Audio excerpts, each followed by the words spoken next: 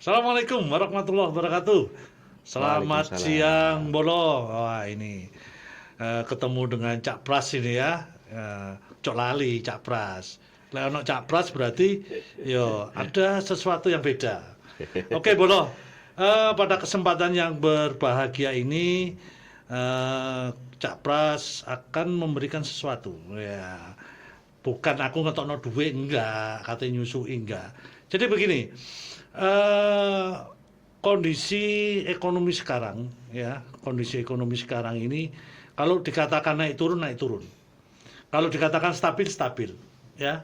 Apalagi dengan melihat perkembangan-perkembangan ekonomi dunia yang sisi lain Amerika seperti itu gencar banget untuk membatasi ruang gerak beberapa negara-negara yang tidak sesuai dengan keinginannya Amerika. Tapi ada beberapa negara-negara, khususnya negara-negara berkembang, ini banyak sekali pola-pola, banyak sekali metode-metode atau cara-cara untuk menangkal dari apa sesuai dengan keinginannya pihak luar atau pihak asing.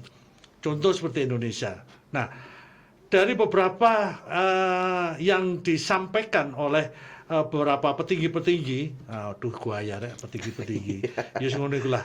Dari beberapa petinggi-petinggi untuk mendukung perekonomian secara nasional. Salah satunya ini melalui para startup muda, para generasi-generasi muda sebagai tulang punggung, sebagai kaderisasi untuk memberikan motivasi bahwa kami bisa, kami mampu, dan kami bisa menunjukkan sesuatu yang beda, khususnya dalam mengangkat perekonomian yang ada di Indonesia, khususnya Jawa Timur, boleh dikatakan seperti itu. Nah, untuk menyingkat waktu, pada kesempatan yang berbahagia ini, kami menghadirkan narasumber yang cukup berbobot ini bukan bedanya gede, tapi tidak tahu, nanti lihat saja sendiri. Badannya juga gede. Badannya juga gede, boleh dikatakan gitu. Ini salah satu founder, salah satu pebisnis muda, boleh dikatakan salah satu mentor bisnis di Asia Pasifik ya. Kemudian beliaunya juga boleh dikatakan sebagai direktur utama JSGS ya, JSGS. Kemudian salah satu ketua Icat Group Holding, boleh dikatakan itu. Kalau sudah ngomong holding, berarti perusahaan-perusahaan beliaunya ini boleh dikatakan lebih dari 10, lebih dari 20. Boleh dikatakan seperti itu. Tapi untuk menyikat waktu, kami hadirkan teman saya, saudara kita, narasumber kami yang saya sampaikan tadi ya. Salah satunya adalah enaknya Cak Pras Mas Bang. Mas Irsyad ya? Mas Irsyad. Mas Irsyad ya? Mas Irsyad. Siap. Siap Mas Irsyad. Alhamdulillah. Alhamdulillah Mas Irsyad. Ya ini, Mas Irsyad ini sebagai tokoh muda, boleh dikatakan gitu. Beliaunya sudah melalang kemana-mana. Salah satu kader dari HIPMI, salah satu kader juga dari Kadin juga. Wah, sangat luar biasa. Nah, untuk menyingkat waktu, kami akan menanyakan beliaunya terkait dengan perjalanan, terkait dengan pengalaman beliau selama ini untuk memberikan dampak yang cukup signifikan terhadap kemandiriannya beliau, terhadap motivasi buat rekan-rekan semua, para startup muda, para founder muda. Ya, ojo khawatir. Nggawa catetan, iya toh, lek gak ngono nggawa HP, direkam. Larang soalnya nekakno beliaunya iki. Iki aku antri lek gak salah ono lek 3 minggu apa 3 bulan gitu loh. Oke. Mas Irsyad. Siap. Mas Irsyad, seperti yang saya sampaikan tadi, sebetulnya awal dari perjalanan Mas Irsyad ini untuk memulai bisnis, ya, mulai bisnis, tidak tahu bisnis dari sisi mana dulu, tidak tahu, dengan target, dengan visi misi yang ada Mas Irsyad. Kira-kira polanya kayak apa Mas Irsyad? Oke, jadi nanti ini Pak Agus waktu masih SD ya. Iya. Saya itu sudah berdagang Pak Agus. Dagangannya tapi lucu. Jadi kalau main game GTA Pak, itu mungkin anaknya Pak Agus main juga. Itu kan ada passwordnya ya Pak ya, buat supaya mainnya itu lebih gampang gitu ya. Nah, waktu itu Mbak itu kan punya apa namanya kantor, bisa ngeprint. Zaman itu kan internet masih susah, Pak. Betul. Akhirnya saya nyari password di internet, dibantu Mbak, terus saya print gitu. Gratis, Pak, ngeprintnya wong kantornya Mbak kan. Iya. Nah, ketika habis ngeprint gratis itu, ternyata ketika tak buat main sama teman-teman ada yang minta. Aku mau gitu, boleh nggak tak fotokopi gitu. Terus tak parah. Oh enak gak oleh, tuku nang aku gitu. Nah ternyata entrepreneur journey itu sudah mulai sejak SD, Pak. Jadi waktu itu saya jual 5.000-an, itu alhamdulillah ternyata banyak yang mau beli. Itu dalam bentuk apa itu? Dalam bentuk ini print-printan gitu. Jadi print-printan. ngeprint di kantornya Mbak, terus habis itu tak jual ke teman-teman gitu. Jadi modalnya nol, Pak, modalnya gratis. Tapi ternyata bisa menghasilkan 5.000 rupiah ya per eksemplar gitu lah kasarannya buat teman-teman yang kepengen main game. Betul. Nah itu jadi mungkin DNA awal ini ya, saya dalam berdagang sampai kemudian dilanjutkan waktu SMA juga jualan kambing, sapi, domba, peternak gitu ya. Alhamdulillah. Terus ternyata dari sana kepikiran untuk kita berinvestasi juga, karena kan sapi, kambing, domba itu setahun sekali, Pak ya. Betul. Kurban kan kita kan target marketnya. Karena cuman bisnis setahun sekali, waktu di tengah-tengah antara kurban ke kurban yang lain kan nggak ngapa-ngapain gitu. Akhirnya hasil dari bisnis, hasil dari kerja, modalnya kita kumpulkan untuk menginvestasi bisnis-bisnis yang lain. Makanya alhamdulillah sekarang di grup kami ada cukup banyak lah perusahaan. Oh gitu ya. Gitu. Polanya begitu awalnya. Gitu. Dari pola yang ada itu, dari perjalanan yang ada dari awal itu, kira-kira tantangan yang paling berat apa, Mas Izzat? Luar biasa. Tantangannya ini benar-benar banyak yang di luar dari yang kita pikirkan ya, Pak ya. Betul. Karena ya kadang-kadang kan ada aja kan namanya bisnis dan usaha itu. Kalau saya sih seringnya yang pasti ya, ngurusi manusia itu ngurusi hal yang paling susah, Pak. Gitu ya. Jadi entah itu tim, karyawan, managing ekspektasinya investor bahkan, atau juga customer gitu kan. Nggak semua customer itu juga baik kan. Kadang ada yang memang berniat menjatuhkan kita, ngasih rating 1 padahal layanannya nggak ada masalah dan lain sebagainya. Itu semua jadi problem ya dalam perjalanan kita berbisnis. Tapi justru itu juga yang membuat akhirnya kami belajar banyak tentang bagaimana managing people itu tadi ya gitu. Nah, makanya saya waktu berbisnis itu harusnya kan kuliahnya kuliah bisnis, Pak ya. Tapi awal S1 itu malah kuliahnya ilmu komunikasi saya, Pak. Gitu ya. Karena saya memahami problem utama bisnis itu ternyata adalah di komunikasi. Begitupun saya sudah lulus dari UNER ilmu komunikasi dan alhamdulillah waktu itu jadi wisudawan terbaik juga ya. Ternyata itu ngurusi manusia dengan ilmu komunikasi yang saya pelajari juga tetap masih susah, Pak. Jadi memang itu kayaknya problem utama ya yang dihadapi semua manusia, baik yang ada di level bisnis maupun di level geopolitik kayak jenengan tadi ngendikan kalau Trump semena-mena, sakara PDW dan lain sebagainya. Ya itu problemnya kan manusia lagi ya. Jadi bagaimana kemudian kita bisa meningkatkan skill komunikasi, diplomasi sehingga dari menghadapi orang-orang yang beragam itu kita tetap bisa mendapatkan manfaat yang terbaik lah buat semua gitu. Paling angel iku, Pak, ngurusi wong. Luar biasa ya Mas Izzat. Jadi perjalanan waktu yang begitu panjang ternyata banyak serba-serbi terhadap tantangan untuk pengembangan bisnis ya. Betul. Tapi kira-kira dari tantangan itu prinsip utama, kira-kira yang harus dipegang apa sebetulnya? Oke. Kalau prinsip pebisnis, Pak ya, pada umumnya itu yang harus dipunya satu yang paling utama adalah resiliensi. Resiliensi itu adalah kemampuan untuk bangkit setiap kali jatuh. Makanya kalau waktu saya ngajar teman-teman di Ciputra itu kan mereka punya moto jatuh 20 kali, bangkit 21 kali gitu. Artinya apa? Artinya ya dalam berbisnis kita pasti akan ketemu masalah, kita akan jatuh dan lain sebagainya. Tapi bagaimana kita kemudian bangkit ke sekian kalinya itu yang lebih banyak daripada jatuhnya, itu yang akan membuat kita maju. Karena pebisnis mana yang nggak menghadapi masalah toh Pak ya? Betul. Semua pebisnis Hampir besar, rata-rata lah. konglomerat bahkan. Betul. Malah makin besar bisnis kita makin banyak masalah kita. Tinggal bagaimana kita tadi itu managing people untuk membantu mengurusi masalah-masalah kita sehingga masalah-masalah yang kita hadapi itu masalah-masalah yang strategik saja. Betul. Yang masalah teknis bisa mulai kita nanti manage teman-teman untuk membantu. Karena kalau KB masalah dipikiri, yo kak nyambut gawe Pak. Betul. Itu. Mas Irsyad, ini teman-teman dan bolo-bolo podcast JTC Surabaya ini ada beberapa yang waktu lalu itu menyampaikan, ini salah satunya teman-teman startup ini. Memang di era digitalisasi ini para startup muda kita ada yang dari sisi sektor game, ada dari sisi sektor makanan minuman, ada dari sisi fashion, kemudian ada dari beberapa sisi-sisi yang sesuai kreatif dengan kreatif dan sebagainya, apa yang dia punyai, apa yang dia kembangkan. Dari beberapa yang sudah dilakukan, itu ternyata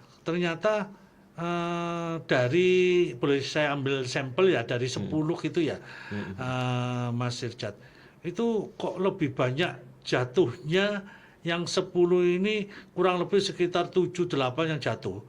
9 Pak. Oh 9 ya. Itu malah 1-2 yang dia akan berkibar betul. Dan konsisten dengan apa yang dia awal lakukan, secara terus-menerus konsisten sampai sekarang itu kestabilannya bahkan ya mohon maaf seperti yang disampaikan Mas Irsyad tadi, sekarang dari dulu Mas Irsyad berjualan ini berdagang ini, sekarang sudah memberikan kontribusi lah terhadap orang lain, untuk salah satunya terhadap karyawan-karyawan gitu ya Mas Irsyad.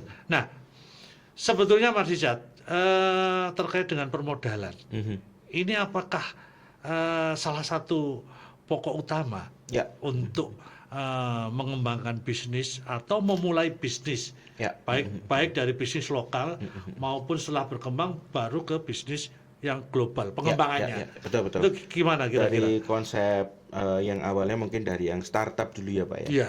Banyak startup itu yang mengeluh mereka nggak bisa jalan karena nggak ada modal, nggak ada ini segala macam. Padahal menurut saya ya modal itu penting, cuman modal nggak selalu hanya uang Pak. Bukanlah hal utama ya? Bukan. Modal itu bisa dalam bentuk 5 hal ya. Kita nyebutnya 5M gitu. Ada 5M. Yang pertama memang adalah manusianya itu sendiri. Kan kita itu dalam tanda kutip ya, bondo dengkul kan tetap bisa berbisnis ya. Jualan itu pokoknya pinjem barangnya siapa, kita bantu jualkan. Betul. Pokoknya melaku kayak dengkul gitu kan. Engkau lah payu gitu kan. Payu ya kita kembalikan modalnya buat kulaan lagi dan lain sebagainya. Itu kan bondo dengkul gitu ya awalnya. Manusianya sendiri harus punya jiwa untuk mau bertumbuh dan berkembang itu tadi. Yang kedua memang perlu adanya yang namanya metode. Jadi kalau misalnya kita jualan pakai dengkul tok, ya memang akan capek ya gitu. Untuk menjual 10 kambing mungkin kita harus berjalan ke berapa banyak orang, berapa banyak rumah dan lain sebagainya gitulah. Nah, tapi kemudian kalau kita memahami metode-metode terkini seperti pakai teknologi, pakai aplikasi seperti yang kami lakukan dulu, ya jualan jadi gampang gitu. Cuman 2 minggu waktu itu ya bisa jualan puluhan ekor kambing dan beberapa ekor sapi. Area SMA Pak gitu. Nah itu kan ya karena teknologi cukup membantu ya secara metodenya tadi. Gitu. Dan yang ketiga yang penting juga adalah market. Pastikan marketnya memang ada gitu. Nah masalah area startup itu Pak, kenapa kok dari 10 9-nya gagal? Karena 9 ini kebanyakan ya, itu mereka bikin solusi yang ternyata gak ada marketnya Pak. Jadi percuma dibikin cuanggih, swangar, keren gitu ya, ternyata nggak ada orang yang mau beli. Nah kan mending kita dalam tanda kutip dibangani ruwet-ruwet kayak gitu, total pentol aja gitu kan. Total pentol kan pasti ada yang beli gitu kan walaupun memang penghasilannya nggak terlalu banyak ya, tapi lumayan lah gitu. Kadang-kadang cukup besar juga kalau dihitung-hitung per bulannya gitu.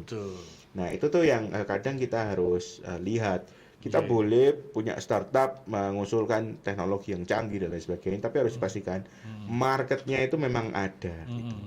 Nah, setelah market baru kita bicara modal yang keempat, yaitu M yang keempat, mesin atau mesin gitu ya.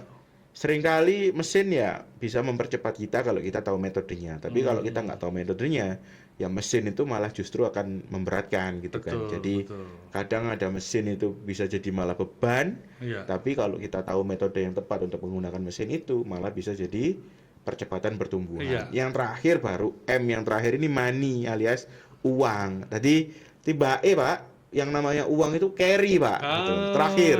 Nah, tadi yang pertama manusianya, terus kemudian metodenya, yang ketiga marketnya, yang keempat mesin, yang kelima baru money. Uangnya malah belakangan. Karena uang itu gunanya untuk hanya mempercepat pertumbuhan dari 4 yang pertama tadi itu. Karena ya istilahnya gini lah, jenengan punya anak sampean didik pinter segala macam, dia bisa ngerti teknologi ini itu segala macam. Punya teman-teman yang berjejaring luas gitu kan.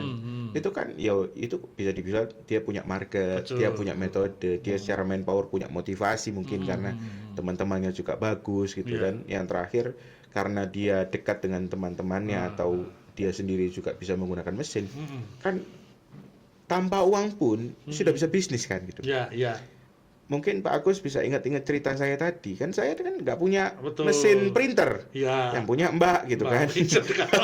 Pinjam di kantor, nggak bayar misalnya. Mungkin Mbakku yang ditanya bosnya, ya ini kertas kok cepentek. Iya gitu. Tapi kan waktu itu ya bukan bisnis yang beneran kan. Cuman istilahnya nunut ke print lah gitu. Ternyata ada yang mau beli istilahnya kan gitu. Tidak untuk dicontoh juga sih sebetulnya itu ya. Tapi itu pengalaman saya dulu seperti itu. Nah jadi menarik karena ternyata saya waktu masih SD itu nggak punya mesin, nggak punya uang, bahkan kan nggak punya yang lain-lain. Ternyata dengan kemauan untuk minimal alhamdulillah minimal untuk menjual itu ada kemauan, ternyata itu bisa jadi uang gitu. Dan sampai sekarang pun masih berlaku gitu. Kan sekarang banyak yang namanya afiliator. Betul. Dia nggak punya modal gitu, tapi ya punya mesin, HP gitu kan. Dia punya metode caranya nge-live gimana, caranya jual online gimana. Bahkan kalau nggak salah, lumayan. Mas Irsyad, kalau nggak salah ini ada beberapa dari pembuat mesin ya. Ini banyak yang sekarang itu bermunculan.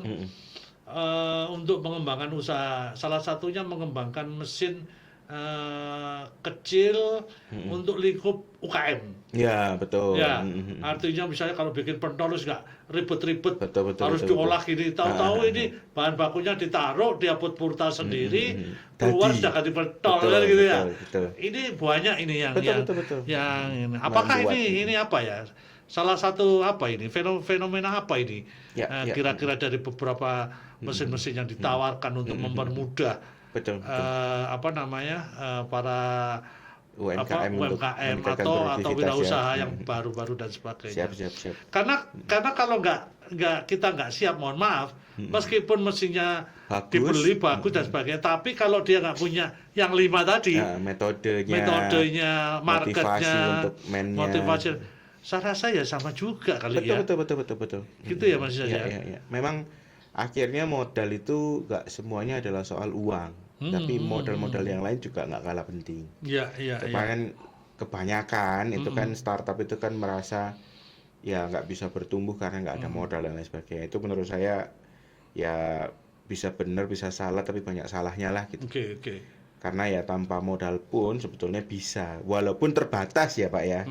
Gitu. Yang kalau dengan adanya modal pertumbuhannya memang bisa lebih cepat. Cuman jangan buru-buru minta modal kalau untuk bisnis yang berjalan aja belum bisa membuktikan gitu. Betul. Jadi buktikan dulu memang kamu bisa menciptakan profit yang collected gitu ya. Artinya profitnya nggak jadi piutang tapi memang bisa lancar. Baru nyari investor. Karena investor akan melihat oh iya ini bisnis ada untungnya.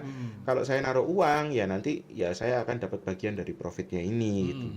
Lah kan banyak yang bisnis itu modalnya di depan belum jelas arahnya kemana dan lain sebagainya, akhirnya ya banyak ruginya gitu kan, dihindari sama investor.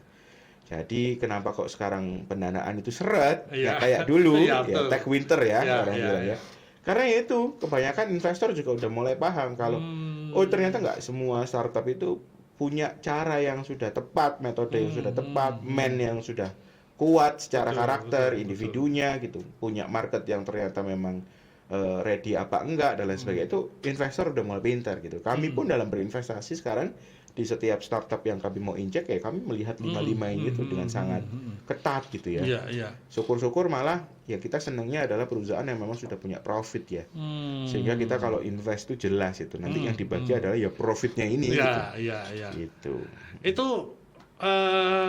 sekarang kan ada saya sering lihat lah secara kasat mata itu kan banyak pedagang-pedagang yang bermunculan, nggak usah jauh-jauh lah seperti angkringan, terus kemudian ada warung-warung kecil dan sebagainya. Itu kalau secara hitung-hitungan ekonomi ya. Kalau saya beli mie instan misalnya, beli mie instan dengan harga 5.000 atau 4.000 misalnya. Terus setelah itu dia diolah, setelah diolah dimakan sama teh manisnya harganya 8.000 misalnya. Kan keuntungannya kasat mata keuntungannya kan cukup lumayan ya. Dilihat. Nah, betul. tapi kenyataannya kok ya gak iso berkembang ngono lho, Pak. Kenyataannya perkembangannya itu bahkan seret, bahkan ya stagnan. Pokoknya aku tukul aku sakmene tak dol. Aku kulaan maneh, tak tol payo lu kulaan maneh.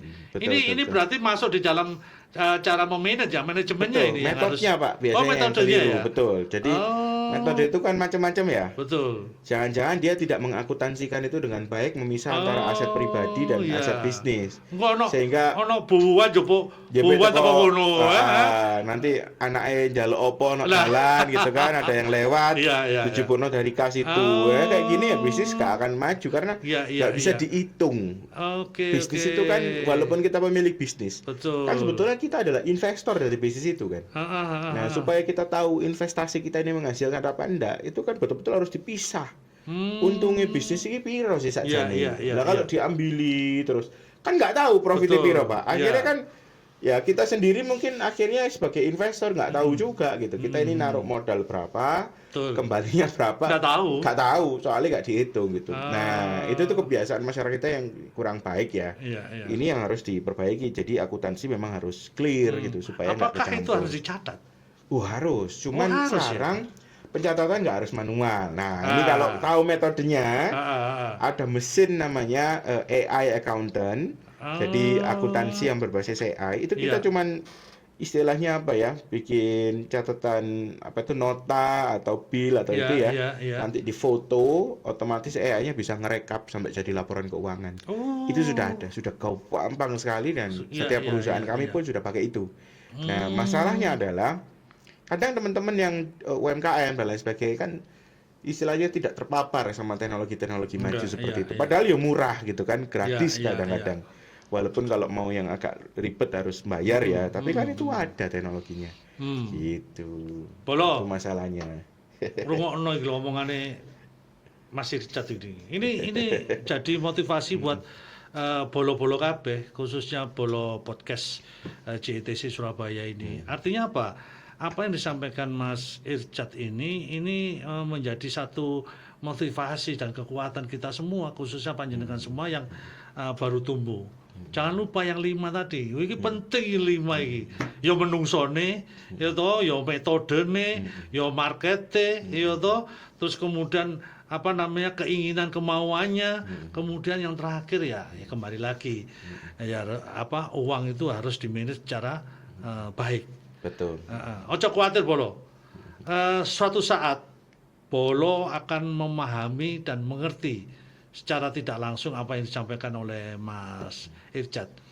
Oke, selanjutnya Mas Irsyad, kira-kira ini dari pengalaman panjenengan, tadi pengalaman mulai dari SD sudah mulai berpikir berdagang dan sebagainya sampai SMA jual kambing, kemudian jual sapi dan sebagainya. Sekarang jualan bisnis. Ini bahaya ini.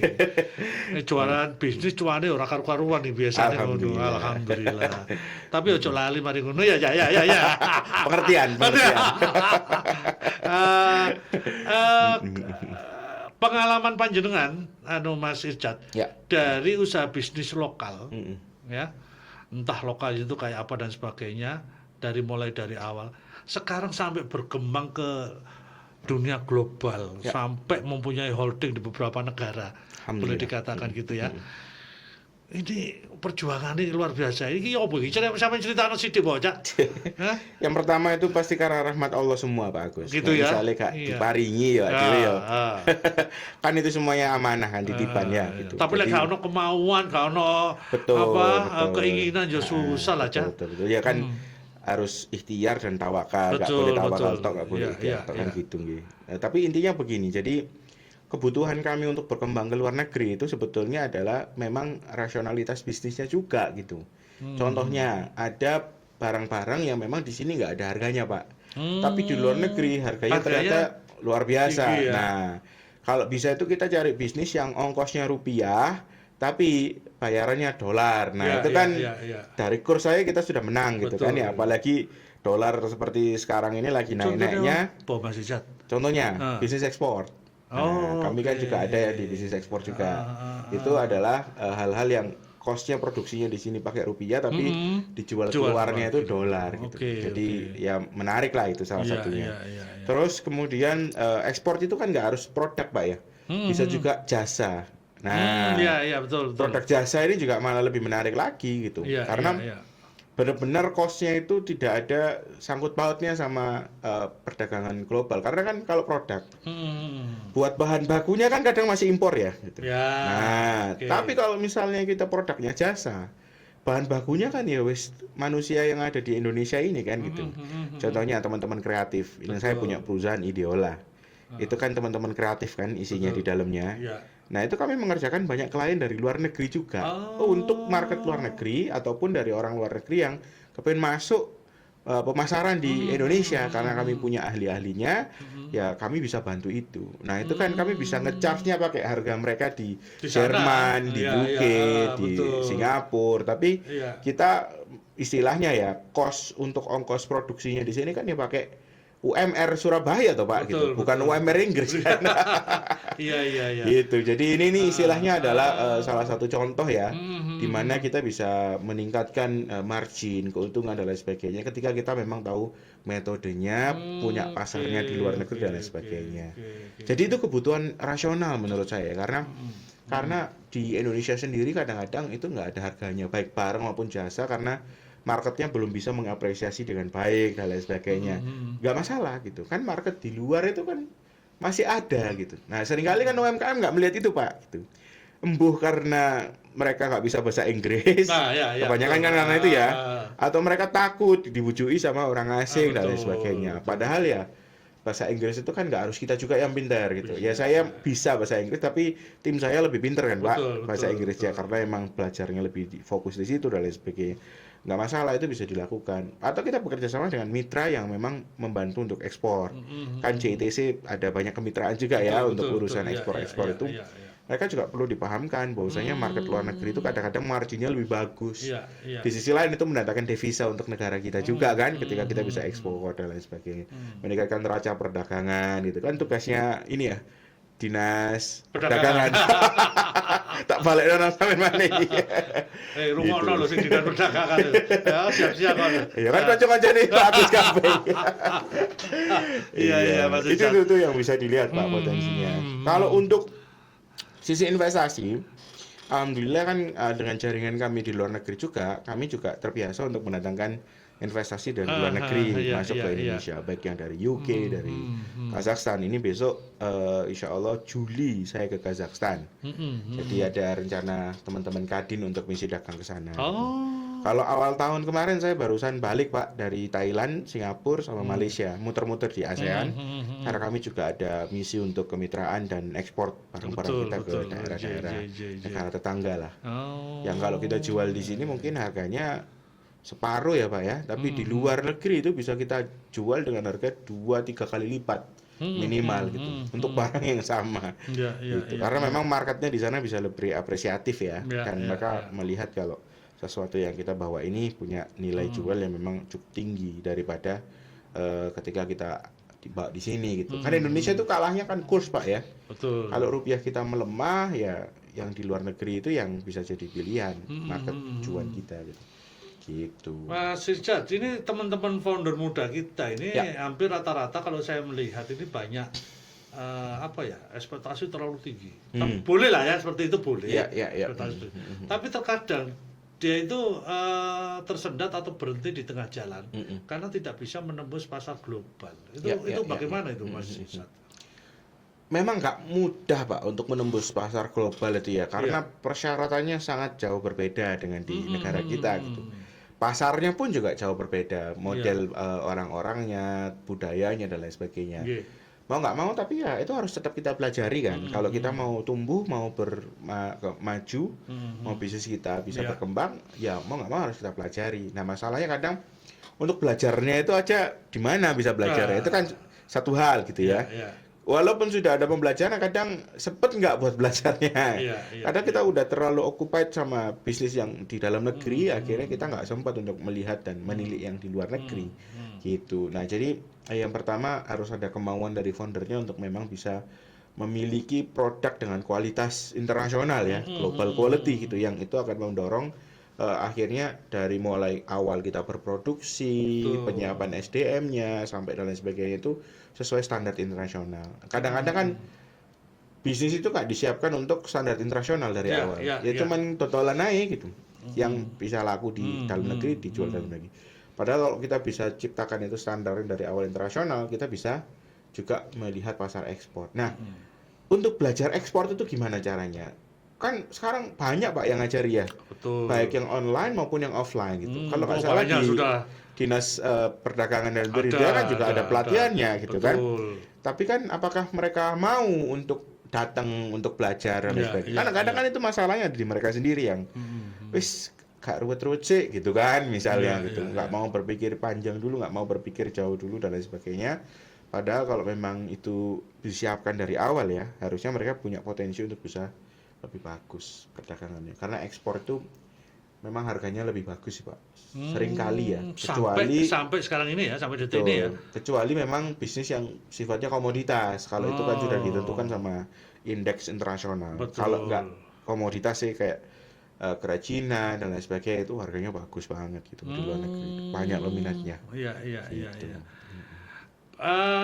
Mas Rijat, ini dari ujung Indonesia, dari Sabang sampai Merauke, boleh dikatakan gitu ya.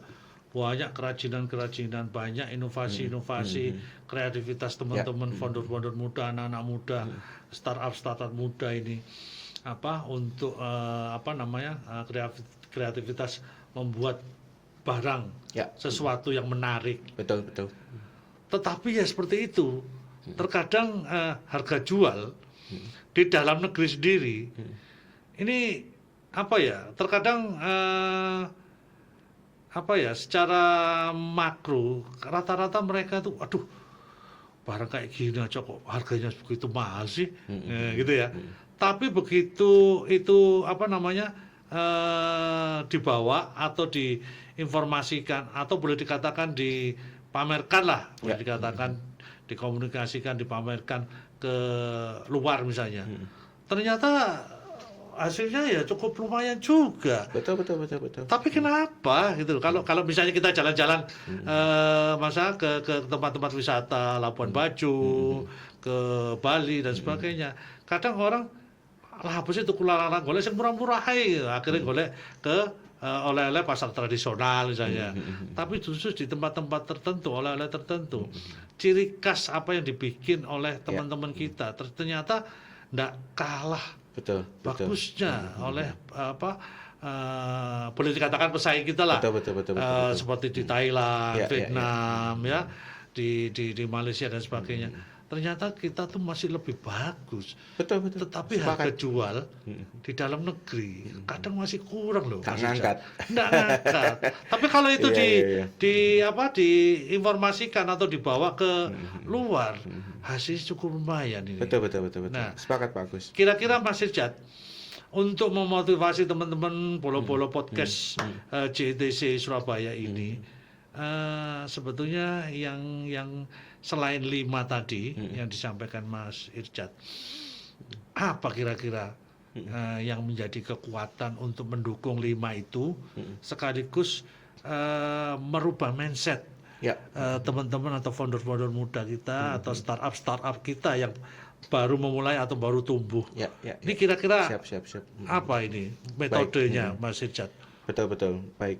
Kalau modal sih pasti nggak keluar dari 5 itu ya Pak ya. Bekal yang harus dikumpulkan sama teman-teman untuk berkembang di Indonesia maupun ke luar negeri pasti ya 5 itu. Betul. Kan sama aja kan, kalau yang satunya akses market ke lokal, satunya akses market ke internasional. Satunya modal uang dari dalam negeri, satunya modal uang dari luar negeri. Itu kan ya sebetulnya yang 5-5-nya sama. Tapi yang kunci itu metodenya ini Pak. Yang sekarang mahal bisnis itu adalah metodenya ini. Karena kalau kita punya 4 tapi nggak punya metode, duwe akeh tapi nggak ngerti caranya, rugi kan Pak, gitu kan. Nah jadi caranya ini loh, ini yang penting, dan ini kuncinya adalah ilmu, karena ilmu pengetahuan itu selalu bertumbuh, berkembang dan lain sebagainya gitu kan.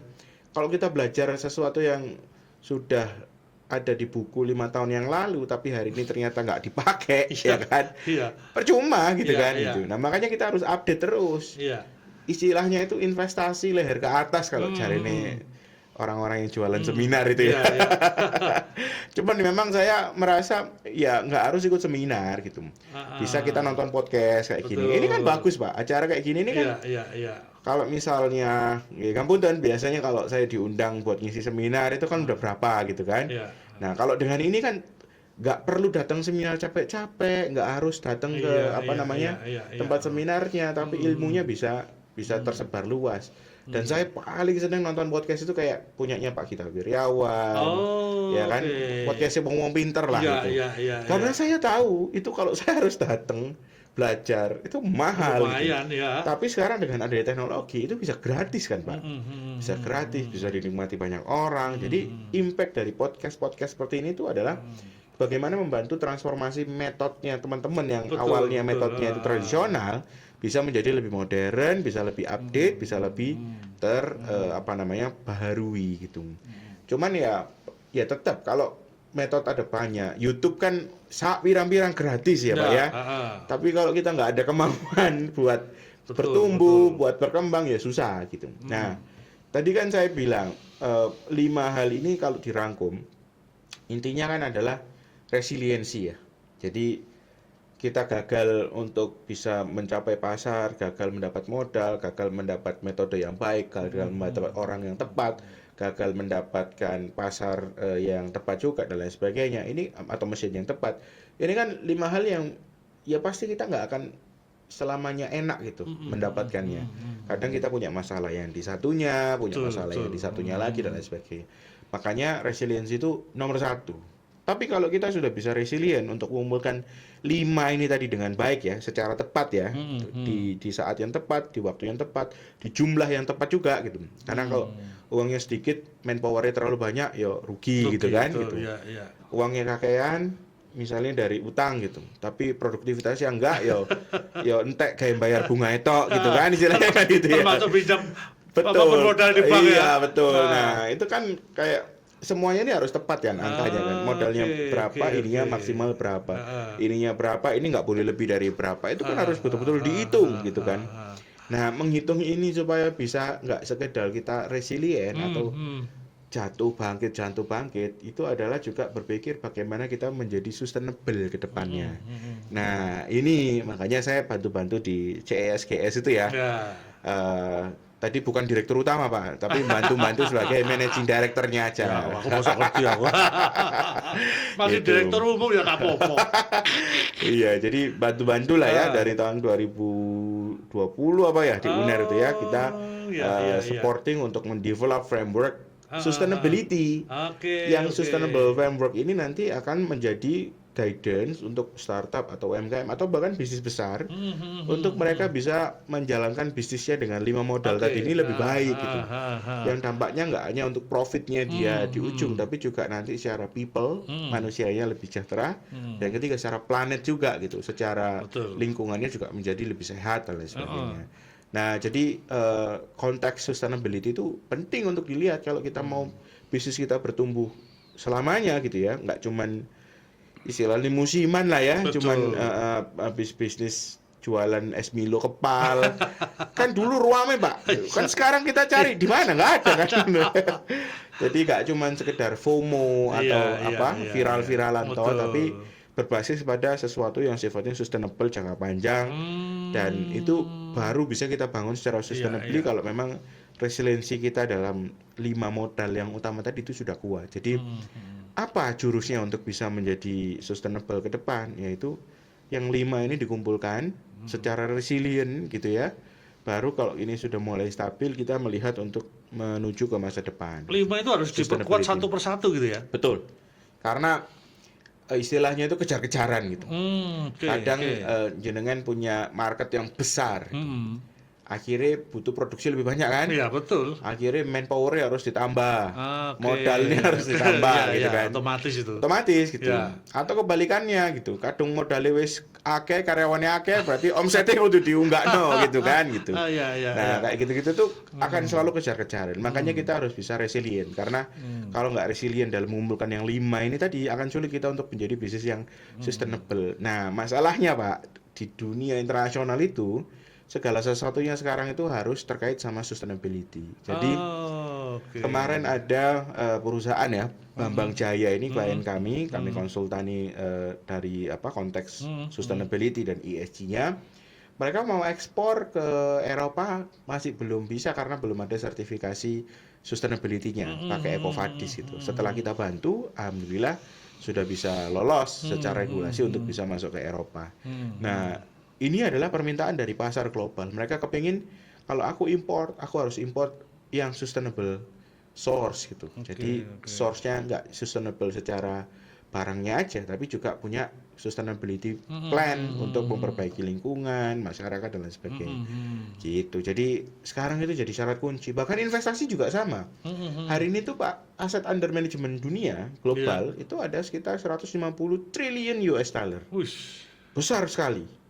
Dan 150 triliun US dollar itu kurang lebih antara 20 sampai 50 triliun US dollar itu merupakan aset yang berbasis ESG atau sustainability tadi. Sehingga kita nggak akan bisa akses modal sustainable itu tadi kalau misalnya bisnis kita ini nggak sustainable secara environment, secara sosial maupun secara governance tata kelolanya. Jadi itu sekarang jadi syarat internasional untuk bisa ini. Makanya bisnis kayak batu bara segala macam kan sekarang sulit Pak dapat investor. Dapat investor sulit, dapat utangan pun sulit. Karena bank itu kan juga diinvest oleh investor, ya kan? Betul. Jadi ada mandatnya dari luar negeri, memang ya nggak boleh kita menggunakan yang tidak ramah lingkungan. Sekarang itu bisnis itu sudah mulai melirik terkait dengan lingkungan ya? Yang internasional iya. Oh, yang internasional ya. Makanya kalau bisnisnya teman-teman founder muda nih tidak mengarah kepada sustainability, tidak mengarah kepada perbaikan environment, tidak mengarah pada perbaikan sosial dan perbaikan governance tata kelola, ya ketinggalan kereta. Karena dan itu terbukti secara angka tuh dari 150 triliun US dollar, dolar Amerika, itu 20 sampai 50 triliun US dollarnya kan sudah merupakan aset ESG. Itu masuk ke Southeast Asia itu kurang lebih sekitar 230 miliar dolar.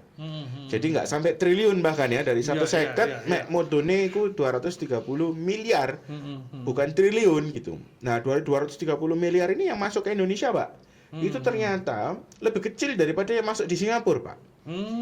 230 miliar dolar itu masuk ke Singapura kurang lebih sekitar 100 sampai 120 miliar dolar setiap tahun.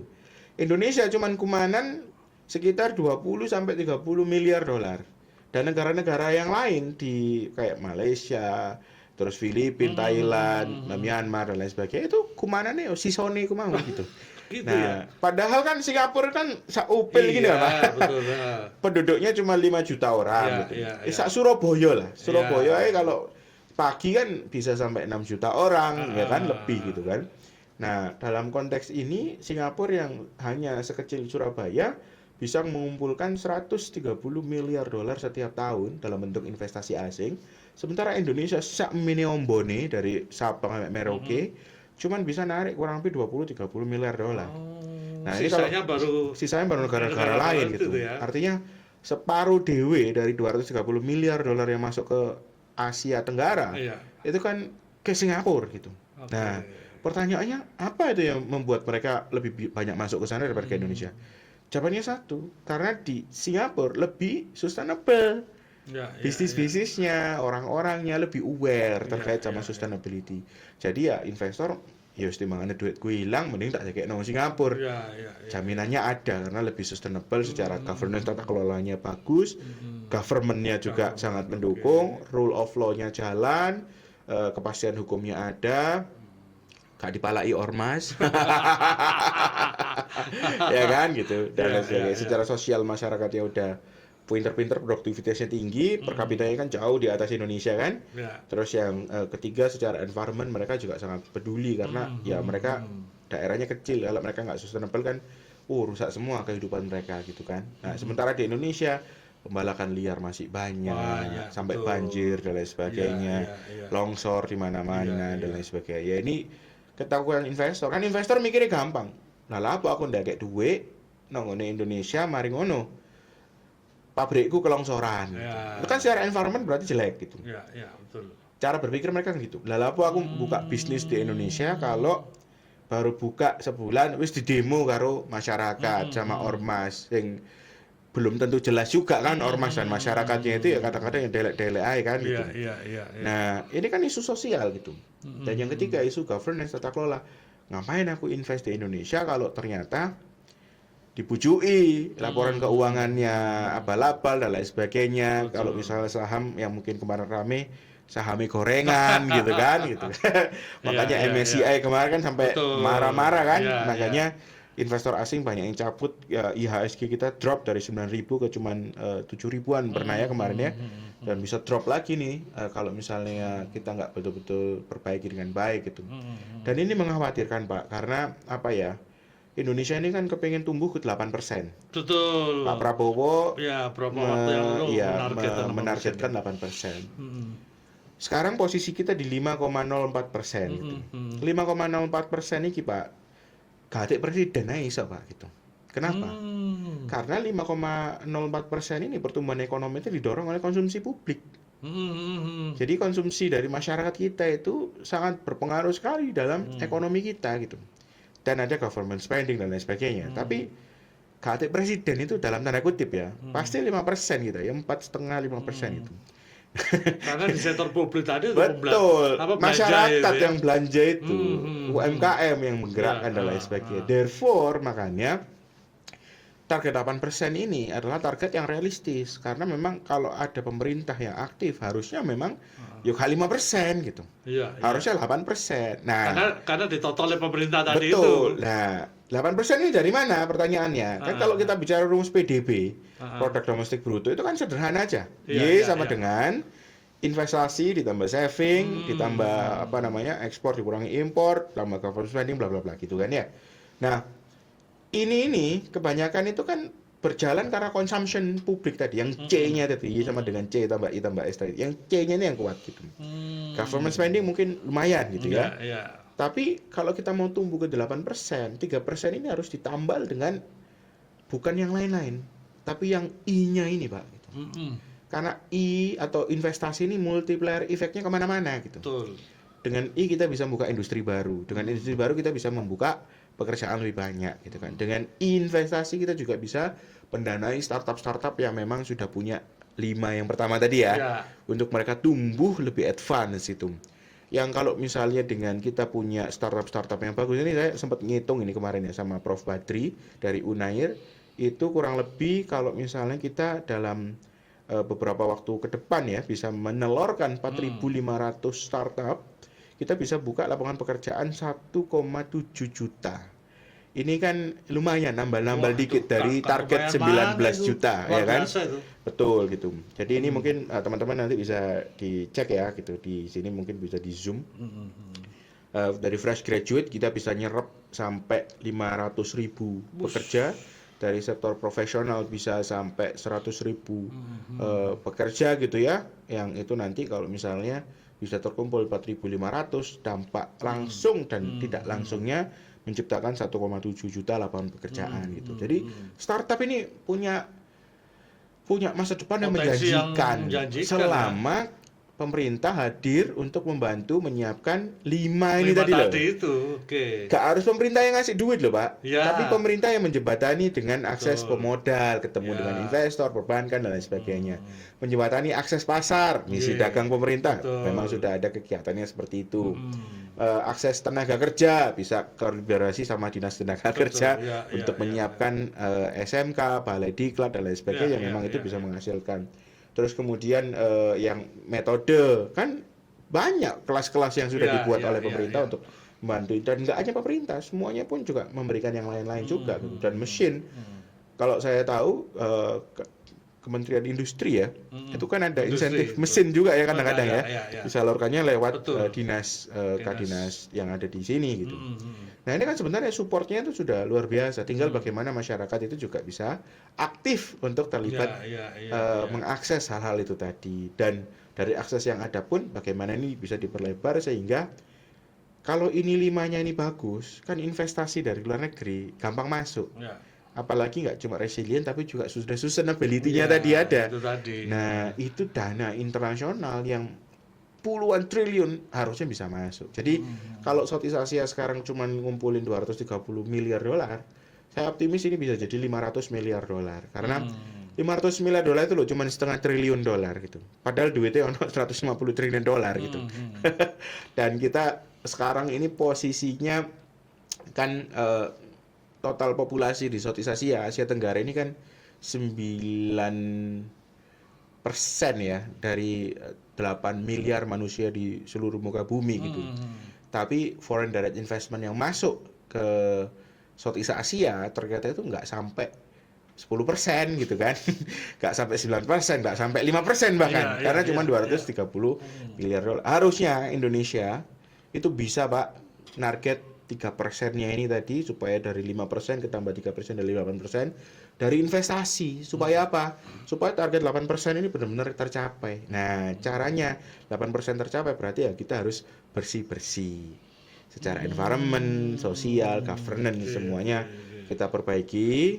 Makanya kemarin OJK, terus BI, sampai banyak yang resign. Itu ya mungkin dalam rangka supaya kita bisa melakukan perbaikan-perbaikan juga ya harapannya ya. Karena kalau itu nanti bisa tersinyalkan secara positif ke investor, investor dunia akan lebih banyak bisa masuk. Kalau investor banyak masuk, ya pekerjaan akan lebih banyak. 19 juta lapangan pekerjaan itu akan bisa tercapai. Dan salah satunya didukung dari sektor startup tadi itu, karena bisa berkontribusi antara 1,5 sampai 2 juta harusnya. Gitu ya? Iya, dan bukan itu tidak terbukti loh. Wong Nadiem Makarim aja sendirian betul. Bisa punya Gojek, bisa memunculkan 2 juta driver se-Indonesia. Ini satu startup aja. Iya. Satu startup aja 2 juta driver loh, ya kan gitu. Nah, apalagi kalau startupnya ada banyak gitu kan, belum ngejar lagi 1,5 juta kan nggak susah. Tokopedia. Betul. Belum lagi namanya yang pengiriman itu JNT itu. Betul.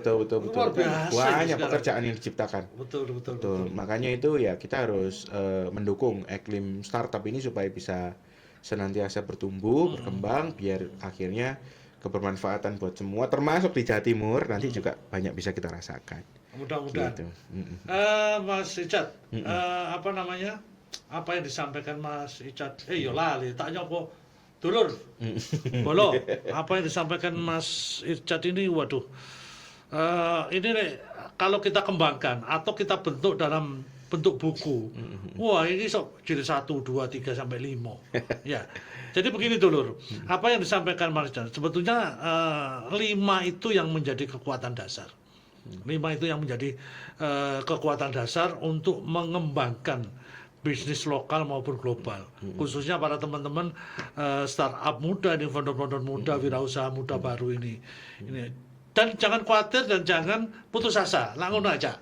Jangan khawatir, jangan putus asa, tapi paling tidak ada keinginan, ada kemauan untuk lebih maju dan lebih maju lagi. Betul.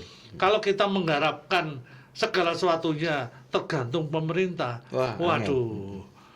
Iso senden sampean. Turu wis dino tok mari sesuk senden. Artinya apa? Pemerintah itu yang ditanggung banyak. hampir kurang lebih sekitar 280 juta jiwa ya yang Ya, ada ya, ya. di Indonesia ini ketergantungan kalau pemerintah belum mampu. Artinya apa? Harus kita ciptakan ekonomi kreatif, industri kreatif untuk teman-teman founder-founder muda ini akan lebih berkembang. Kalau sudah berkembang, otomatis secara tidak langsung tadi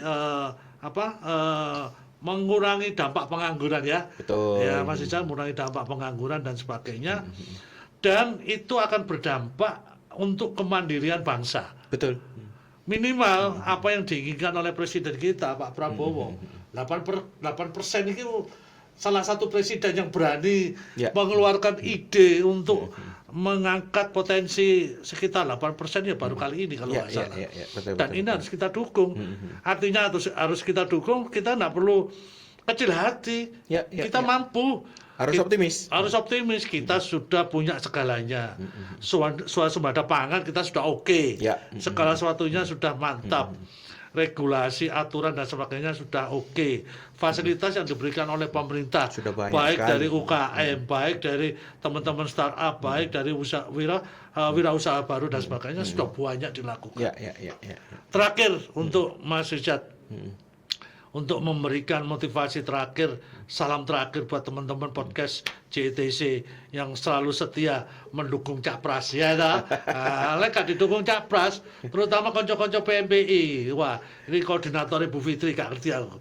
Ini nggak bisa untuk mengembangkan apa yang kita inginkan bersama. Terakhir, Mas Rijat, baik. apa kira-kira yang harus kita kembangkan secara tidak langsung tapi menghasilkan sesuatu untuk terus kemudian secara bertahap berkesinambungan kita masih tetap semangat dan tetap berlanjut sesuai dengan keinginan masing-masing. Yang pertama saya apresiasi dulu Pak, karena banyak hal yang dilakukan oleh pemerintah termasuk dalam hal ini adalah Dinas Industri dan Perdagangan. Itu sudah sangat membantu teman-teman kan kita sering kolaborasi dengan HIPMI, dengan Kadin, dengan organisasi-organisasi usaha yang memang itu adalah mitra pemerintah ya gitu. Itu harus saya apresiasi dulu gitu. Yang kedua adalah bagaimana kemudian kita ini bersama-sama merumuskan apa yang bisa kita lakukan lebih baik di tahun ini yang bisa lebih baik daripada tahun sebelumnya dan bagaimana tahun depannya lagi bisa lebih baik, tahun depannya lagi bisa lebih baik. Nah itu tuh kan butuh roadmap, butuh milestone apa yang akan kita capai bersama dan lain sebagainya. Tentu guidance-nya sudah ada. Seperti di pemerintah Provinsi Jawa Timur, Bukup kan sudah punya program-program yang memang ingin dijalankan ya, ada 9, ada program yang ingin dijalankan itu. Nah, tinggal kita menyesuaikan tema. Kira-kira dari masing-masing dinas itu kita bisa menyesuaikan untuk mendukung di poin-poin yang mana saja dan mengukurnya seperti apa, dari tahun ke tahun bertumbuhnya harus seperti apa. Nah, ini yang memang butuh untuk kita kawal bersama karena dengan ini bisa kita kawal bersama, nanti dampak yang dirasakan oleh masyarakat harusnya nanti akan bisa lebih masif lagi. Kalau itu untuk teman-teman PMI tadi ya. Karena ada pesan sponsornya. Tapi kalau teman-teman founder muda di seluruh Indonesia ya, terutama yang ada di Jatim, teman-teman perlu untuk banyak bersyukur karena fasilitas yang disediakan itu sebenarnya sudah banyak. Tinggal bagaimana teman-teman bisa mengeksplor itu ya, supaya bisa memanfaatkan untuk pertumbuhan teman-teman bersama. Yang kedua, di sisi lain walaupun kita juga harus bersyukur, kita juga harus bersabar juga nih. Karena resiliensi bisnis itu butuh kesabaran.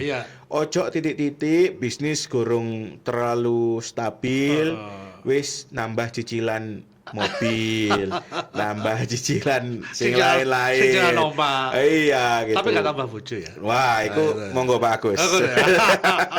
Skecakan. Nah, itu ketidaksabaran itu Pak itu ada namanya. Namanya adalah instant gratification gitu. Harusnya pengusaha itu adalah orang-orang yang paling bisa menahan kesabaran yaitu dengan mereka lebih banyak berpuasa, Pak. Berpuasa untuk tidak menikmati sesuatu itu saknyet, menikmatinya itu nanti gitu. Nah, buat yang beragama, puasa itu nggak hanya sekedar puasa dalam menikmati sesuatu yang sudah kita dapatkan ya, tapi juga secara harfiah itu juga menahan nafsu, menahan ini, ABCD segala macam lah ya. Yang itu ternyata membuat kita bisa lebih berhemat, membuat kita bisa lebih prihatin. lebih mawas diri dan lain sebagainya. Yang itu adalah skillnya orang-orang yang tadi bisa resiliensi dalam bisnis itu. Kalau titik-titik belum apa-apa sudah self reward, hilang.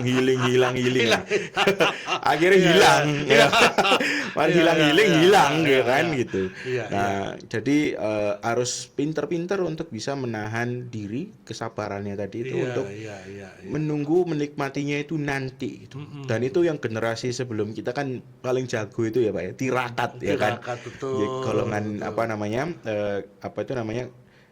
golongan atau mungkin orang-orang dulu itu kan pinter orang-orang banget. dulu sampai melawan Belanda sekian ratus tahun itu kan karena kekuatan tirakatnya itu salah satunya betul. Dan Jawa Timur ini punya jargon Jerbasuki mau beyo gitu ya. Dan satu lagi. Ada lagi. Apa ini yang baru? Gerbang Baru Nusantara. Nah, Gerbang Baru Nusantara. Ini kalau dihubungkan dua itu nyambung karena kita nggak bisa jadi Gerbang Baru Nusantara kalau kita nggak Jerbasuki mau beyo gitu. Jadi harus ada perjuangan, pengorbanan. Menahan kesenangan gitu kan, yang ini jadi supaya tidak mendapatkan instant gratification. Dan itu ternyata DNA-nya orang Jawa Timur.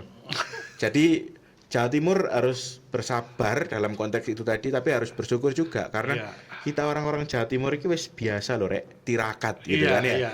Nah sekarang ayo kita budayakan lagi tirakat gitu ya, supaya kita bisa berhemat, supaya kita bisa lebih efisien, supaya kita juga bisa bekerja lebih efektif, yang dengan itu nanti target-target pertumbuhan yang kita mau, target-target Bu Gubernur yang diharapkan dan pemerintah provinsi maupun kota dan kabupaten lainnya bisa sama-sama tercapai. Oke. Itu kan korupsi itu kan ya gara-gara kurang tirakat itu kabeh diobral. Iya. Nah, kalau tirakat kan insyaallah kan nahan gitu bisa ya, menahan. Gitu. Rekan Bolo, nah iku lho rungokno apa yang disampaikan oleh Mas Irjad. Ini beliau ini masih muda, boleh dikatakan gitu, tapi pengalamannya sangat luar biasa sekali. Alhamdulillah. Yang pertama tadi sudah disampaikan 5 modal utama ini harus kita tanaman betul. Yang penting ada mindset, semangat kita. Kemudian yang kedua tadi sudah disampaikan, ojo lali poso rek. Ya, sing tirakat sing kuat, nahan hawa nafsu jarine gitu. Ya toh. Apalagi jargon di Jawa Timur sudah memberikan contoh dari awal, sejak zaman kerajaan Mojopahit itu Jerbasuki Mowobeyo itu sudah muncul. Apalagi sekarang muncul istilah Gerbang Baru Nusantara. Karena apa? Karena pengembangan dari itu kita harus berkembang antara penguatan lokal untuk memperkuat sektor pangan, sektor industri dan sektor perdagangan. Betul. Otomatis ini. Oke, itu yang bisa saya sampaikan Bolo. Jangan khawatir, untuk kelanjutannya next nanti Capres akan memberikan informasi terupdate terbaru. Tapi yang penting panjenengan semua rekan Bolo Podcast sudah ketemu dengan yang namanya Bang Irjad ya. Nah, oleh ono sampai ketemu, jalu ono opo ilmune sing kurang menurut sampean ngomong kabeh ya. Itu yang bisa saya sampaikan. Terima kasih. Wassalamualaikum warahmatullahi wabarakatuh bersama Cak Pras. Oke? Dan Terima kasih. Cak. Matur nuwun Cak. Jos. Oke.